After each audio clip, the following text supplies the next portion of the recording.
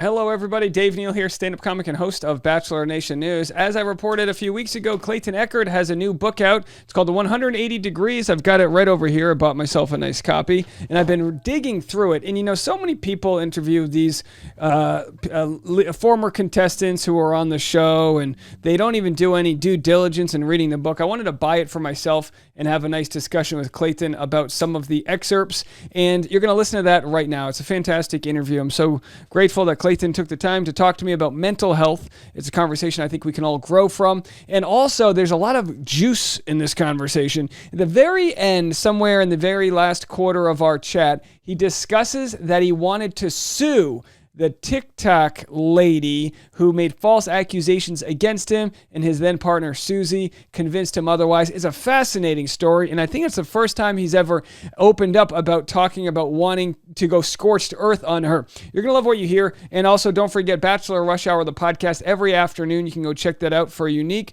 original content. The full interview is going to be down there, Bachelor Rush Hour. If you want to check it out there, link in the comment section. Well, without further ado, here's my chat with Clayton. Well, I'm so excited today to talk to Clayton Echard here with his new book, 180 Degrees on Mental Health, Mindfulness, and Unlocking Self-Belief. Thank you so much for joining me today.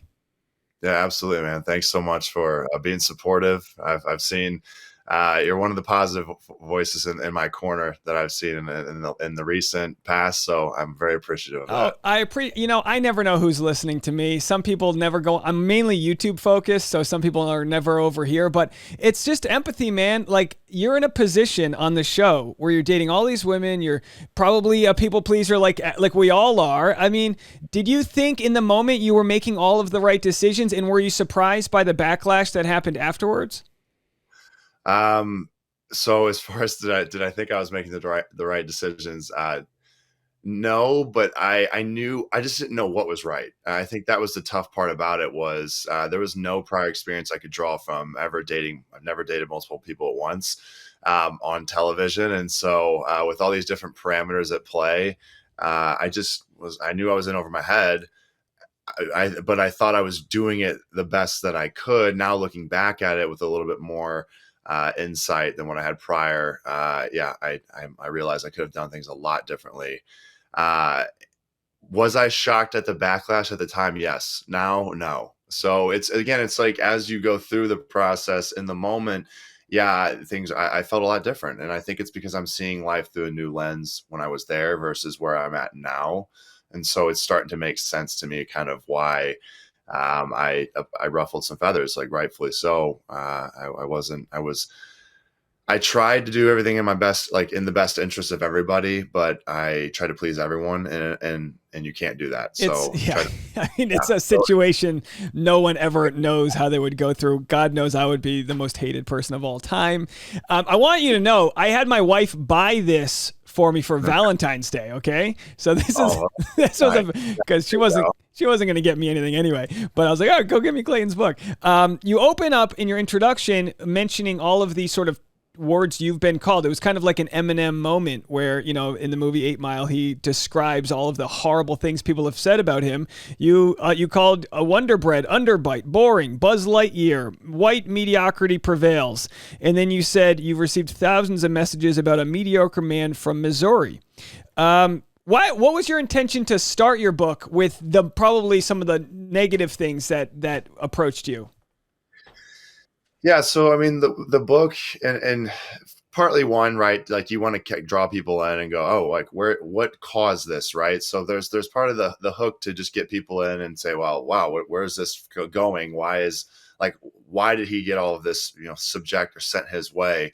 I also though think for me, at the end of the book, it's obviously ending on a positive note. So I like to start with the negative, end with the positive. So always end on a positive note. And that's kind of the way the book is structured. I talk about going from self-doubt to self-belief. So the beginning of the book is where a lot of instances of where I had self-doubt. And then by the end of the book, I talk about the belief that I'm now possessing. And so I just thought it was a really great start to say, this is what most people know me as anyways from the show. So people that are ordering a copy, they're going to see these references and go, okay, yeah, I kind of do vaguely remember when he was, named the Bachelor. And these were the responses that I got. I was attacked for my physical traits. I was attacked for what I'd done in the past or what I hadn't done enough of, saying, he didn't really play in the NFL. He's not really an athlete.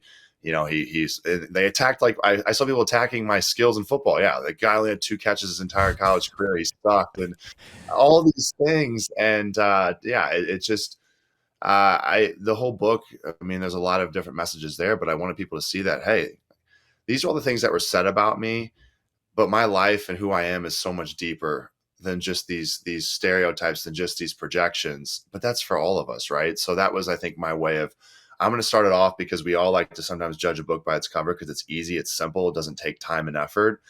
But we got to stop doing that, because there's so much more behind the curtain that people aren't often revealing. And if they did, people would have a different viewpoint on that individual. Yeah, and you take someone like you, face value, strong, tall, good looking, all these things. I tend to try to look at the kid in everybody, because we develop most of our traits as a kid. And you start very quickly talking about 7th grade Clayton, which I loved, because I also moved to a new school in 7th grade, and I played football, not professionally, but I played a little high school. What sorry? What position? Quarterback, 5'11". Oh, I had no shot. Okay. I could throw far. I could throw 60 yards. I could pitch, but Yeah, that's wild. 60 yards is impressive, man. Hang your hat on. Thank you. We'll throw some. I'll throw you a couple of passes one day. But anyway, you shared in your book, which I loved, on actually page 7, several private Facebook messages that you sent, I believe, as a 7th grader here to the ladies.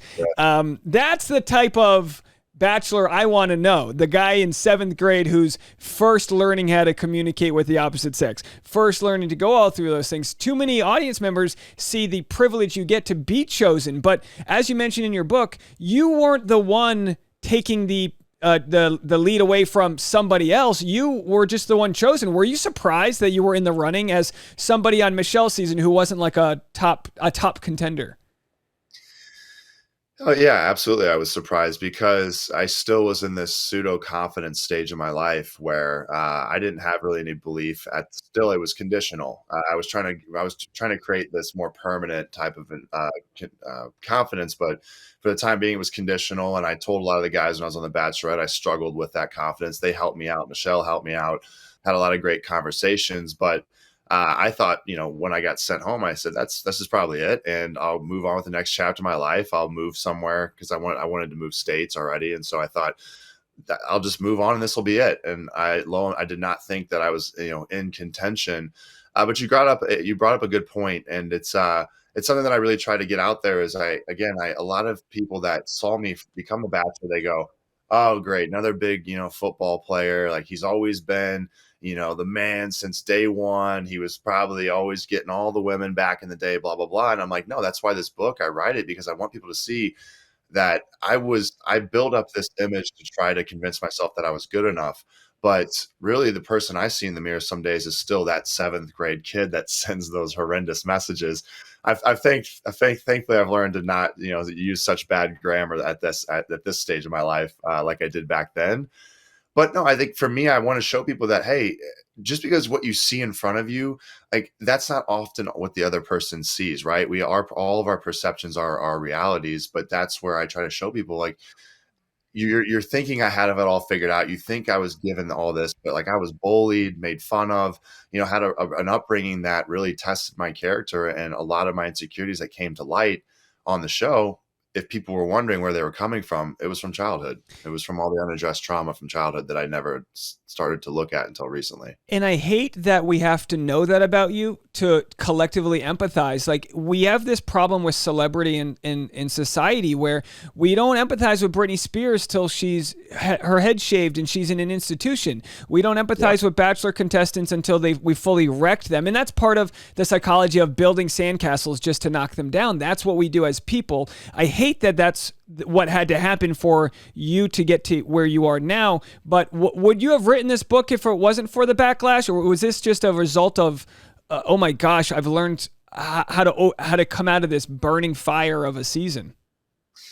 Yeah, no, I think I even put that in the book as well, and I've said it a few times that I wouldn't have written the book if I would have had a nice happy ending with like walking off into the sunset with one of the women from the season. I would have just been happy, and that would have been it. And so then I would have. I mean, I still struggle with mental health on the back end, but I think when like the show when it turned out the way that it did, it forced me to do a deep dive and reflect within.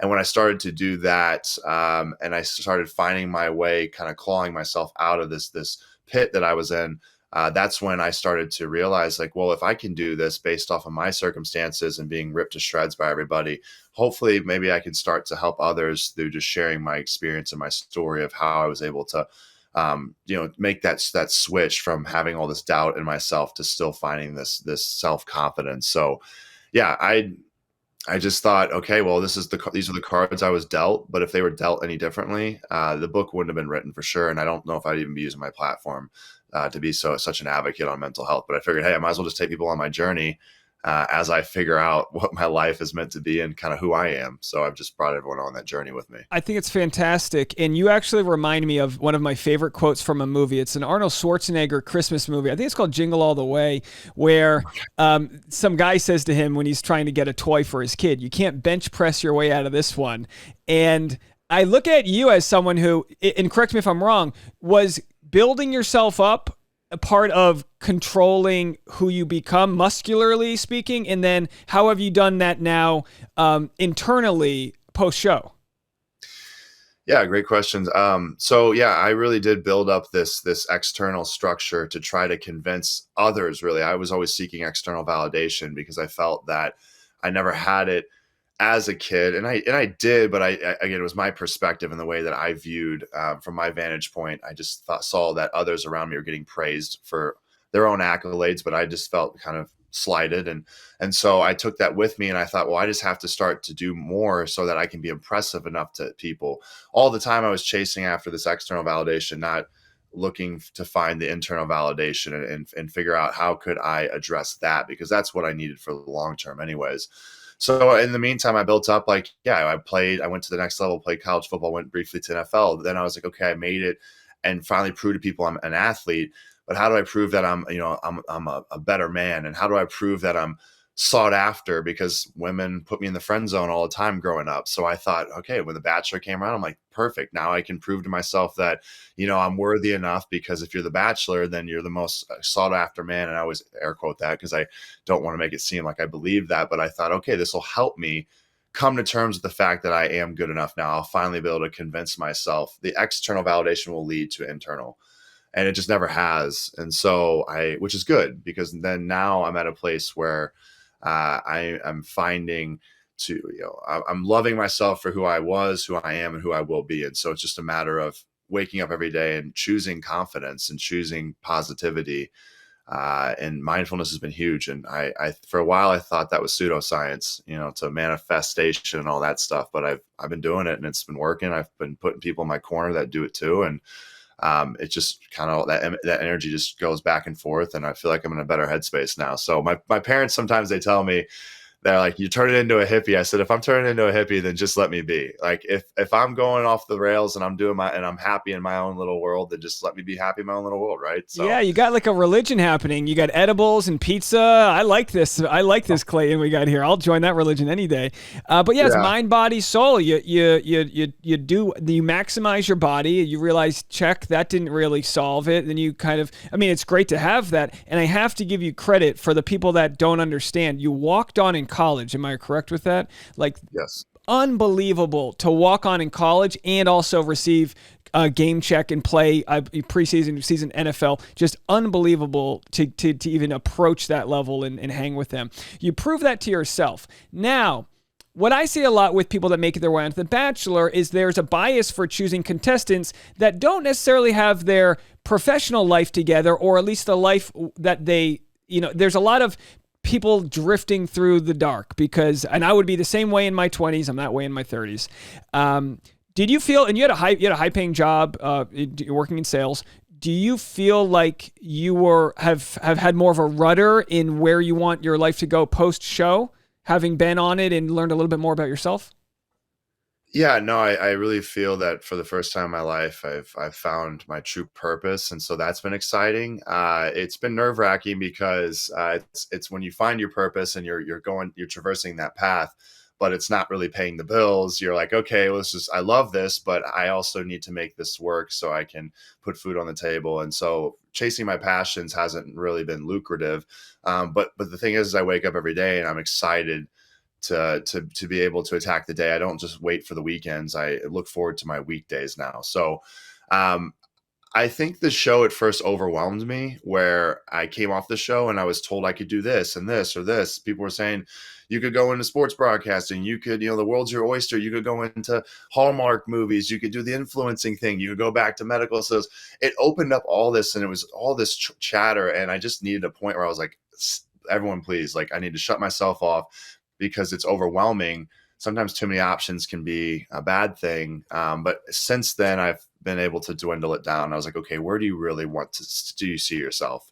And so it gave me the ability to kind of look from like a wide spectrum. I was able to have a lot of conversations with people and say, okay, this is an option, this is an option. But then I slowly started to narrow my focus, and I have a pretty narrowed focus at this point. So Yeah, and you're still right off your season. I mean, it might feel like it's real. I mean, you're young. There's so many things, so many different paths you can take. But I had a question about relationships.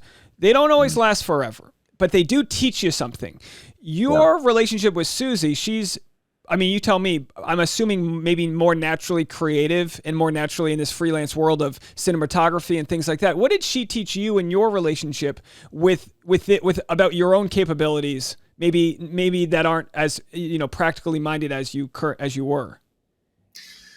Man, she taught me so much. I mean, I it's hard for me to like limit it down to one thing, but she really challenged my mindset. She challenged my self-limiting beliefs, and I never had anybody really hold me accountable for them. And that was something where multiple times where she would kind of stop me in those moments and say, "Hey, like I hear you right now, but like that mindset, you gotta cut that. Like you gotta transition this mindset, because I promise you, if you just stopped projecting these assumptions of how people, because what I was doing a lot of times was, for instance, like I would read something online, I would say, oh, everyone this week when they watch this episode, they're going to do this, they're going to react this way. And then I would go down this path of they're going to be mad and they're going to say this and they're going to hate me, and then I'm going to get more negative feedback and I'm going to be more upset. And then she just said, stop. She said, but what if that doesn't happen? Do you know if it's going to happen? And I was like, no. She's like, so you're already getting worked up about something when like just wait for it to happen and then react. I think that was one of the best things that she held me accountable, put me, and then she would bring it, like stop me whenever I'd start going down there. She would cut it off and be like, it hasn't happened yet. Wait until it happens. Then go ahead and react accordingly. And that has completely changed my life, because now I still get a little nervous about certain things that may happen. But what I find is I just go, all right, just stop, because you don't know what's going to happen. So just show up and figure it out.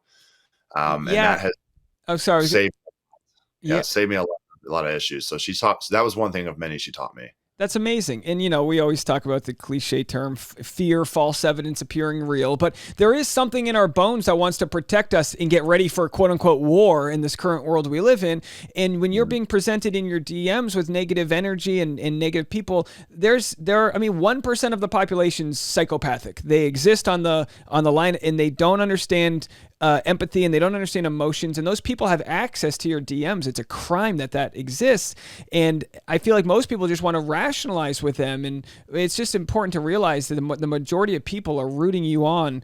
And in my audience specifically, we have attracted such a great audience of people that don't see you for necessarily the strong guy who's got it all in the show, but a guy who's just trying his best with the information you have.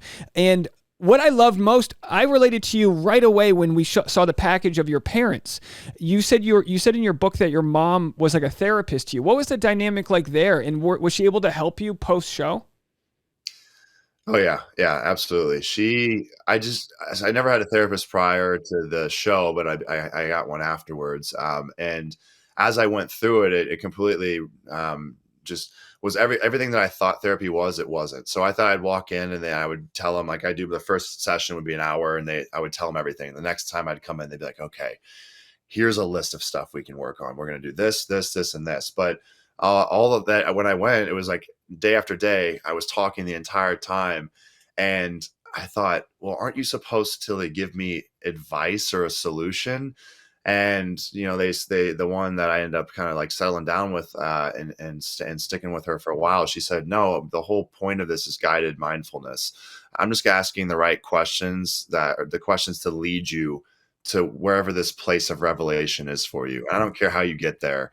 But as long as you get there, it's a success. Well, that's what my mom had always been doing. Like, my mom just asked questions because my mom genuinely just wanted to talk with her kids. So my mom knew, if I just keep asking questions, I'll sit here and talk, and I will talk myself for hours. So my mom she just kept calling me every week after the show ended, per usual. And I was just trauma dumping. I was just letting it all out, venting. And then I would come to these solutions because she just asked the right questions. So I didn't realize it, but I was like, my mom was a therapist my entire life without probably even knowing it. I definitely wasn't aware of it, but she just, unconditional love. She just asked questions because she wanted to talk to me, because she just wanted to hear my voice. But like, it really helped out there from a therapeutic standpoint. Yeah, and in the book, you actually offer some really great advice on how to listen to others. And I know some people have, of course, there'll always be the negative people. Why should we read Clayton Echard's book? What does he have to teach us? You're a man who went in the spotlight. You're a man who was ostracized, or at least condemned by audiences. How could he ever villain? I mean, most leads, I guess, become the villain right away because it's an untenable, impossible position to come out of it without any collateral damage. But what would be the simple advice you would give the 7th grade person that we saw at the beginning of your book, the 7th grade Clayton? Yeah, I think for me, again, like I wrote the book and I even have a section at the beginning of to my 7th, younger self, because I wanted to write that to an audience. Again, the audience that I wrote it for, it was for myself to write first, just to let out the emotion. But then I thought, okay, this can help others. And so I wrote it from a viewpoint of just anybody that's willing to have an open mind and just try to look in areas of their life where maybe they don't have it figured out. And I'm sharing my experience. To your point, people would say, why should we listen to Clayton about communication? He lacked a ton of it on the show. Absolutely, I did. That's why I feel that I've picked up so much about what works, because I found out all the things that don't work and what I was missing. And so I'm like, okay, let me take all the things that I missed and put this in a book, so that now, like, as you listen to my story, you're also getting the tidbits of things that I missed out on, but these are crucial things to do that can help you with better communication style, or better communication in your day to day, so that you have less arguments, possibly more agreements. The more agreements you have, more connections you're building, and we all win. So for me, I think that's where it was funny. People said, why would I take advice from this guy who did it all wrong? I was like, because I learned through that experience. All those failures were lessons learned. And so it's just a matter of, you pick up the book and you might be like, this is common sense. And if it is, great. But maybe something you read, you go, oh, I just wasn't aware that when I'm speaking, I should just be more mindful of asking more questions, because I might be speaking 95% of the time and I'm not even cognizant of it. And so I wonder why all of a sudden when I interact with individuals, that the conversations don't seem to get anywhere deep. Well, it's because I'm always the one talking. So, but this is where I just, like, in the book, I talk about stepping back, taking a deep breath, pausing, like, during these conversations, and listening, because you learn more about an individual when you listen than when you're talking. So just tidbits that I picked up on that I was like, this would be worth sharing, so that if anybody else finds themselves as the Bachelor, please take this all into account. Now, I only got the book a few days ago, and I've been on the road with shows. I haven't gotten to the TikTok girl chapter. Is that in the book here? Is TikTok girl in the book? No, she's not in the book, but it's funny. I just did a recent podcast, and that was brought up, and I thought, man, it's crazy to me that some of these things just happen, because it all feels like a dream, and I almost feel that my brain has tried to rewire this experience as a dream. I don't know if it's due to trauma or what, but I find it fascinating that I recount that entire experience as if it almost didn't occur. It feels like a dream. Like if I were counting, like that's the whole experience. It flew by. And it's, to your point, it's been a year since I was on TV, but it's been almost 2 years since I first filmed. So I forget all the things that happened along the way, including the TikTok girl that tried to ruin me, and thank the Lord I had location services. Boy, thank the Lord indeed. I turned mine on right away. I was like, we're not going to be caught in any lies here. Now, everyone knows what I'm referencing because we covered it on the She's All Batch podcast, and we covered it in the step-by-step moment. Yeah. It's I do a thing called Ref Dave where we just call the bullshit on this. You also had a guy on TikTok claiming he walked in on you banging his girlfriend. I mean, this is like wild stuff. I mean, and then I went through this guy's history and saw that he had already stolen jokes from other things, and I was like, the thirst of people online, and you were so graceful with this TikTok girl. I won't say her name, but you didn't have to be. You didn't have to be that way. And no relationship needs to deal with that. You're already working on sort of long distance with your girlfriend Susie at the time, and your grace in that situation was noted. And I hope you don't have to deal with any of that again. But yeah, location services are on for Clayton, that's for sure. Well, and I'll give credit again to Susie for that. She had to talk me down a little bit. I was very animated at one point, and I was like, I was seriously considering suing the girl. Like I was about to start making some phone calls because I had lost a few job offers. I was talking to companies, they went completely dead right when that came out. Like the next day or two, they just stopped responding to me. And when I asked for like an explanation or anything, I said, hey, just curious, why, what happened? No response. And so I was like telling Susie, I was like, I'm going to get her account banned. Like, people apparently were messaging her about getting kicked out of her school. I was like, good, like I'm going to get more people. And then I was just venting in that moment to her, and she was like, she let me vent. And then she's like, Clayton, do you really want to see this girl get torn to shreds? And I was like, no, I don't. And she's like, okay, then like, let's just like feel the emotions, and then we can go ahead and, react accordingly. But let's also give this young girl who's very, she was very young in college. It's like, give her some grace. Like, she's immature, she'll grow up, but like, you don't need to try to ruin her. So you got to have the right people in your corner. But you're lucky you didn't have me in your corner. I was calling for surveillance footage, and you know what I mean? I was like, let's track this guy down, because clearly she, of course, thought she was catfish. But I didn't buy that story for a second. And she flew a little too close to the sun there. And like you said, she had done it with an NFL football player. It's just like, yikes! This is the real world, folks. But good on you for taking the high road, because that's commendable, the very least. Well, buddy, I don't want to take up any more of your time, but I'm so excited to continue diving into this book. And my last question, I'm getting a lot of questions from my YouTube audience, is that one person had asked, how's your confidence and how's your well-being right now as opposed to before the show? Are you back to where you were pre-show, or are you higher up? Like, where are you at? Better than I've been. Yeah.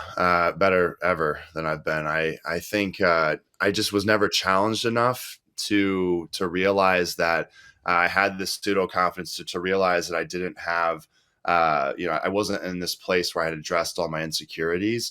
And so the environment that I was in Missouri didn't call for that, didn't really bring that challenge for me to have to address those insecurities, weaknesses, and just those disbeliefs that I held. So with that, now I've addressed them, and I felt that I've made so much more sense of who I am and the world around me. And so there's more known, less unknown. And I feel a lot more at peace nowadays, where I wake up and I'm like, you know what, I finally feel like I know who I am. And I don't feel, for the first time in my life, like I'm trying to live my life for others. I'm just strictly waking up and doing what makes me happy. And if I can't keep everyone happy, well, that's not my job to do. So I'm in a better headspace than I've ever been. It's really crazy how one of the worst experiences turned into one of the best teachers. So that's how life works, I suppose. Well, you've inspired a lot of us as we've watched your journey, and we look forward to seeing where you go next. But thank you so much for taking the time to chat with us today. I really appreciate it.